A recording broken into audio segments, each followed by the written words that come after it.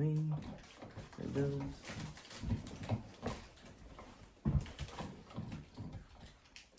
Okay. How many of you experience pain or fatigue when moving? Quite a few hands. Okay. Well, what if I told you the simple cure for that is by simply just moving or exercising? Now, before you start doubting that, I'm establish some credibility here. I stand before you as living proof, that it is possible. I remember coming home from work during outages, sometimes after long hours, and being just sore and tired and just wore out. I remember coming home, my knees, back, feet hurt so bad sometimes I just sit right there on the couch and just not want to do anything, just exist. And it wasn't until I saw the disappointed look of a 2-year-old that just wanted to play with his dad one day that I decided I needed to change my life. So I decided to start exercising. Now, I work out routinely now for about 3 years. I run, work out, do the whole nine. And honestly, I've never felt better. So I consider myself right now to be in the best shape of my life. So, now, with all that being said, today I'm going to talk to you about some effects of not exercising, benefits of exercising, and exercises you can begin to incorporate in your daily life. First, we're going to go over some facts. 1 in 4 adults meet the physical activity guidelines according to the CDC. That's 25% of the population is deemed fit by the CDC. Which means 75% of the population is deemed unfit, essentially. Healthcare companies spend $192 billion annually in health-related costs due to a lack of physical activity. And lastly, there are about 110,000 premature deaths that have been linked or that could have been prevented by exercising. Now, I'm not saying you're going to die if you don't exercise, right? But why increase the odds? Why take the unnecessary risks? When people think of exercising, they tend to think of running a marathon or powerlifting or something of that nature. They think that because, well, that's what's promoted. You see it on mainstream media, Boston Marathon, things of that nature. You see it promoted across social media influencers, things of that nature. Now, I'm not asking you to go out and run a marathon or anything like that or lift some crazy weights. The plan I got is a whole lot easier and a lot simpler.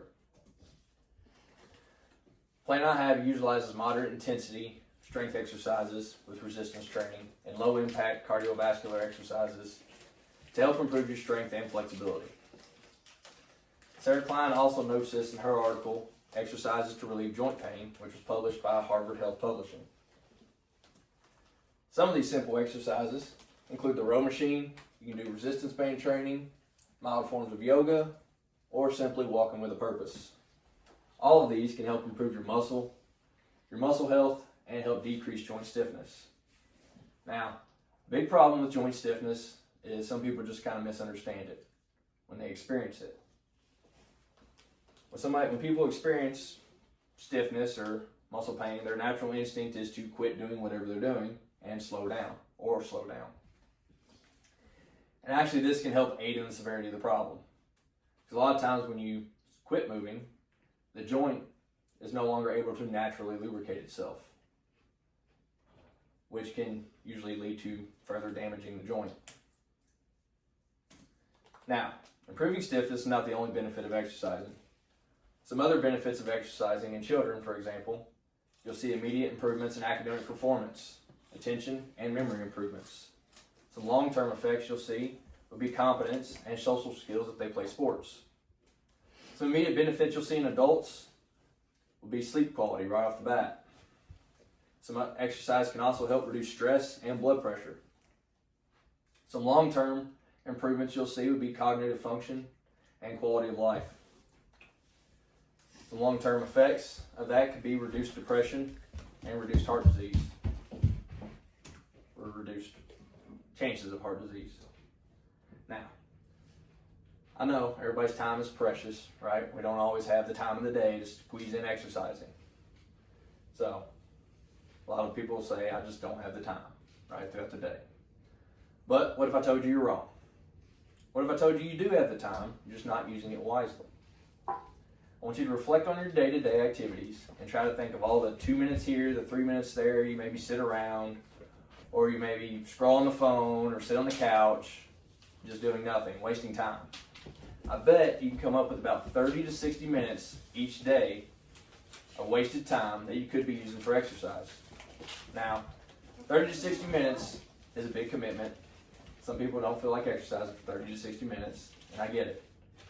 So all I'm going to ask for is 15 to 20 minutes of your time. And in that 15 to 20 minutes, you could walk a mile. You could stretch. You could do some yoga. You could begin building strength with resistance bands. And all of these will help improve your health and your life. Now, with that being said, I want to thank you for your time. And I hope you begin to think about exercise a little differently. Thank you. All right, nice. Turn that off.